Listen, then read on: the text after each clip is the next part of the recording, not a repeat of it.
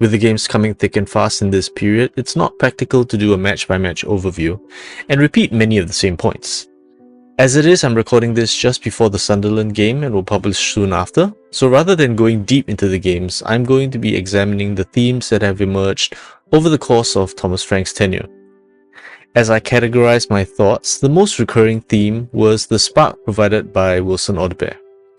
Now, some fans are still mixed about him, and while his numbers still don't show the goals and assists you expect from a winger, if you look at his output per minute in recent games, you'll see that his creative contributions are significant.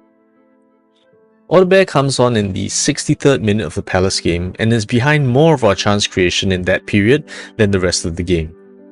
In this move, Gray carries from the right wing to the centre and lays it off to Spence, who finds Odobert wide. He cuts inside and tests the keeper with a shot. On 83 minutes, Van de Ven intercepts a Palace ball in Odobert's direction. Surrounded by 4 players, he takes them on and plays a 1-2 with Richarlison, but never gets the return ball. 2 minutes later, off a punt from Vicario, Richarlison flicks to Odobert, who knocks it back to Richarlison's head and tees him up for a half volley just outside the box that hits the post. In the 6th minute of injury time, Spence finds Odobert on the wing. He takes his man on, plays a 1-2 with Richarlison, and puts a cross in that goes through to Porro. Porro cuts it back to Bentancur, whose shot is safe. Again, Odobert creates chaos from the left, and we benefit from the space it creates when we switch the play to the right wing. What I don't understand is why don't we do this more, as it unbalances the opponents and creates gaps for us to exploit. This performance earns him a start in the Brentford game. In the 16th minute of the first half, Vicario kicks to clear, Gray flicks it on, and Richarlison punts it ahead for Odobert to chase. He takes a super touch to control it and take on his man. Unfortunately, the attempted cutback is blocked. In the 38th minute, Paulinho sets Odobert down the left wing, who finds Spence in the left half space, and hits Richarlison with time and space at the edge of the box. He tries to disguise a pass to Spence, but Spence doesn't read it. This is promising, and it comes from Odobert's willingness to make passes into the centre that aren't just crosses or cutbacks into a packed box, but slightly further back where there's space to exploit. Odobert is subbed off at 67 minutes, and after that point, Brentford take control of the game, with Spurs struggling to even get the ball out of their own half for long periods of the game until the 83rd minute, when Bentancur goes on a pressing rampage and Muani switches to the right. The other main takeaway I had from these two games was a question. We have assumed that we're more defensively solid under Frank. Are we? These are some of the observations I had about our defensive structure and solidity. In the 19th minute of the Palace game, they take a goal kick. Mateta wins the aerial ball against Danso and passes it. But Gray clears it only as far as Lerma, finds Wharton, and he shows great control and passes it to Mateta in space. Why is Mateta in space? Why is no one picking him up? Are we playing him offside? There are basically two unmarked Palace players here, right in our box. On 26 minutes, Palace switch a free kick from the right wing to the left to change the angle of attack, and it works because there are 3 Palace players against Muani in the box. The crew hits to Mateta, and we get off the hook again when his header goes over. The defensive line is pushed up to play the offside trap, but Muani is playing everyone on. Now, it's possible that the Palace players are pulling on him to keep him there to play them onside, but the rest of the defensive line also has to be aware that there are 3 Palace players on 1 in such a dangerous area of the pitch. Just before halftime, Palace is allowed to string 13 passes together without any pressure all the way to our penalty box. The move starts with a throw-in from the left. They pass it to the right back, it goes to Gueye, then to Lecru, and back to Gueye. Look how far we're backing off here. Their centre-backs are in midfield and we still aren't putting them under pressure. Gueye has so much time on the ball, he hits a diagonal to Klein, who checks back to Lerma. At this point, we have the Palace centre-backs in our attacking third, controlling the ball with no pressure on them. The crew receives in the centre circle. The nearest Spurs player is more than 20 yards away. Gueye receives the ball 70 yards from goal, still no Spurs player within 20 yards. When exactly are we going to press them? Mitchell receives on the left wing, and finally Porro pushes up to him, but he's so far away that Mitchell switches it back to Gueye before Porro can get within 5 yards. With 20 yards of space to pick a pass, Gueye hits another diagonal to Klein, who hits it to Devaney. He passes it back to Wharton, who has a hot shot which Gray charges down. Now, it's easy to look at this sequence and go no harm done, we conserved energy and they didn't get a shot on target. But this is Palace. They didn't do much with the time and space afforded to them, but another team will make a lot more of these opportunities and punish us with much more dangerous chances. Now at this point it's tempting to say Frank analyzes the opponent and tailor-fits his tactics to the team he plays against. This is 4D chess and we set off knowing that they would do nothing with it. Even if this is true, this means that our players had to play 38 unique setups every time, more if you include the cups in Europe. It's not sustainable to adapt to your opponent and to change up your pressing pattern and intensity for every opponent. I'm reminded of the previous game where Van der Ven was reading notes passed to him in the middle of the game. This becomes extremely confusing for players if they don't have a North Star. In the second half against Palace, Gay again with tons of space, we have seen already how dangerous he can be on the ball, so why do we continue to give him the luxury of time and space to pick a pass? He finds Jeremy on the left who plays a 1-2 with Mitchell and crosses into the box. Klein hits from the far post to Devaney, who somehow puts it over the bar. In the Brentford game, they win a 50-50 from our throw-in. Lewis Potter starts a break and his pass finds Schade, who cuts it back past Romero, but Bentancur cleans up behind him. Henderson pounces on the loose ball to cross it in, and Thiago misses the header, which he probably should have left for Lewis Potter. On 53 minutes, Brentford hits on a long ball. They combine and find the wide left in space, and find an open man in our 6-yard box. How? We have 6 defenders in the box to 3 men. The next theme I have is about central midfield. Firstly, there are times I feel the team is playing central midfield is lava. When we're building up, our midfield is frequently bereft, completely empty, with no player making themselves available for a short pass at all. In build-up in this scenario, Palace are pressing high. We are outnumbered in this corner 5 against 4. Where are the midfielders? Why is the space empty? Van der Ven has to force a pass to Muani, who's being aggressively tracked. Muani will receive a man breathing down his neck and none of his teammates available to bounce the pass to. He will receive the ball but foul Wharton as the 2 Palace players on him muscle into the ball. We keep asking Kudus and Muani to do this, win difficult to receive balls while outnumbered by opponents, then say that they're crap for being unable to do so.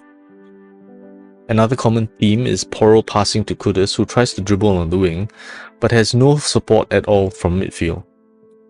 This diagram shows our touches on the field, and you can clearly see how much we rely on Kudus to do anything in the attacking third, and how little we have in the middle of the opponent's half. What I mostly observed is how often we lack players there to help progress play, and yet in the rare times that we do progress down the middle, it creates dangerous chances, begging the question, why don't we do it more? Now let's take a look at the times we do try to play down the middle and what kind of play develops from there. In this scenario, Gray picks up a defensive header blocking Porro's lob to Kudus. He finds Kudus with a through pass, and Kudus sends a cross in with a Trivela for Richarlison's second offside goal. Thank God he doesn't celebrate that with his shirt off anymore.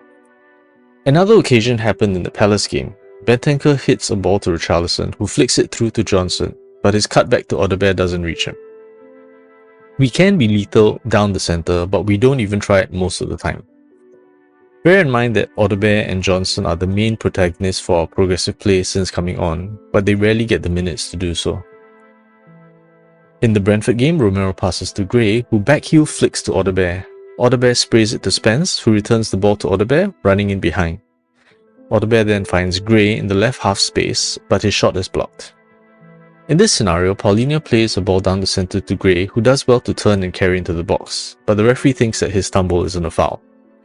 So if we don't play down the centre enough, how are we progressing the ball? Our typical plan of attack is for Porro to ping a ball down the right wing for Kudus. There is some interplay between Kudus and Bergvall, resulting in space for Porro to cross just outside the box for Richarlison's first offside goal. Our pattern of play is essentially to cross down the right wing, where our strongest dribbler and best crosser are, and have one attacking midfielder to help them progress the ball down the flank to get an opening for a cross. The issue with vertical balls is that they're hard to control when they're aerial and not into space.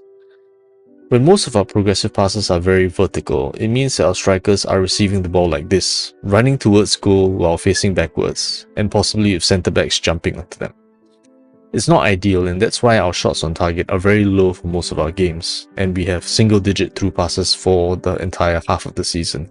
Now on the opposite flank, we see Spence hit one for Moani. The Palace player marking Moani gets the tackle wrong and frees Moani down the wing. He carries it while Spence overlaps, and Spence gets a cutback which is blocked. Frank seems to favour progressive play down the flank rather than down the centre. Now part of the reason could be that even if we lose the ball from there, it's an area of the pitch where it's easier to defend threats from. Just stay compact, prevent cutbacks and win aerial duels. The flip side is that your attacking threat faces the same ease of defending. It's mainly an individual error from a Palace player that allows this chance. A more disciplined and conservative approach instead of diving in would mean that this threat is more contained. One other theme I noticed is our strange decisions at goal kicks. Our setup at goal kicks is neither here nor there. Over here we have 5 outfield players deep in our own third, marking 2 Palace players. That means further up the pitch, we have 5 players against 8 Palace players. There's very little chance of retaining possession from a goal kick with this kind of numerical disadvantage. We're asking our players to work miracles. So Moani somehow gets the first header. Richarlison manages to receive the flick on. He gets the ball to Moani, who's then muscled off the ball. That's the problem with not being able to set up to progress play and being dependent on winning duels. You can win 2 duels and get a pass, but then you're outnumbered 6-3 in that part of the field. You're expecting superhuman levels of performance, and this is what our reliance on Kudus early in the season looked like. That's why he's exhausted and playing way below his level now. Also, if we're going to take long goal kicks, Richarlison, Bentancur and maybe Moani are the only players I would expect to win aerial duels. If we've decided that we're going to do long balls, we should send the centre-backs to midfield to win the headers and keep the wing-backs deeper for safety, rather than expecting Bergvall and Gray to compete for headers. We do this against Brentford as well. We have 6 outfield players here for the 2 strikers, leaving us with 4 against 8 elsewhere in the field. As the kick goes to midfield, you can see that we have 6 on 3 in this middle third of the field, and the 2 Brentford centre-backs out of the screen. So some quick notes on other things I noticed over these 2 games. I've heard it suggested before that Romero could play in the 6, and it's tempting to think that he can because he fulfills some of the attributes, such as the ability to make line-breaking passes in the central position and tackle. However, there is one other attribute that a 6 needs, the ability to scan 360 degrees and be aware of what's behind him. As a centre-back, Romero is used to seeing the entire field in front of him. Here he is being ambushed on the ball because he doesn't scan and realize that he's being closed in by the striker. Moving on to other tidbits, our press against Palace was strangely uncoordinated. Here we see Bentancur pressing very high on the keeper, but Richarlison is more than 20 yards away from the most obvious passing option. Over here we see Hughes is the next most obvious passing option and he's also wide open. Why bother pressing so high and burning so much energy when it's uncoordinated and so ineffective? It feels like Bentancur is gone into headless chicken mode.